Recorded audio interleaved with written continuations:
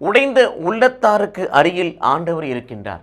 இது இயேசு கிறிஸ்துவுக்குள் பிரியமான என் சகோதர சகோதரிகள், இந்த நிமிட நெஞ்சதிக்கு இயேசுவின் நாமத்தில் நான் உங்களை அன்போடு அழைக்கிறேன்.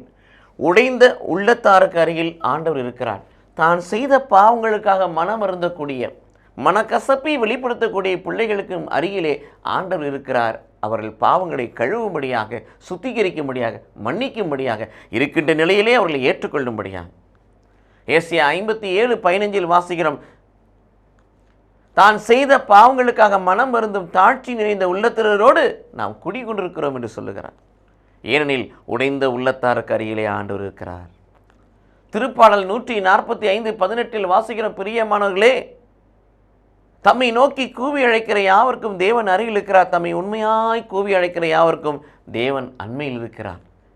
ஆண்டவரே என் பாவங்களை மன்னியும், ஆண்டவரே நீ சுத்திகரியும், ஆண்டவரே நீ பரிசுத்தப்படுத்தும், ஆண்டவரே நீ ஏற்றுக்கொள்ளும், ஆண்டவருடைய குறைகளை நீக்கும் என்று சொல்லி அவரை நோக்கி போகின்ற பொழுது பிரியமானவர்களே, உடைந்த உள்ளத்தோடு, மனக்கசப்போடு, பச்சாத்தாப முயற்சியோடு அவரை நோக்கி போகின்ற பொழுது, மன்னிப்பை பெறும்படியாக அவர் நோக்கி போகின்ற பொழுது, நமக்கு மேலாக அவர் நோக்கி கடந்து வருகிற ஊதாரி புள்ளியின் தந்தையினை போல அவர் இருக்கிறார்.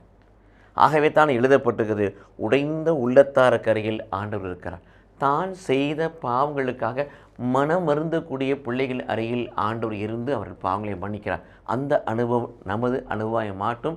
கடவுள் நம்மை ஆசீர்வதிப்பாராக. ஆமென்.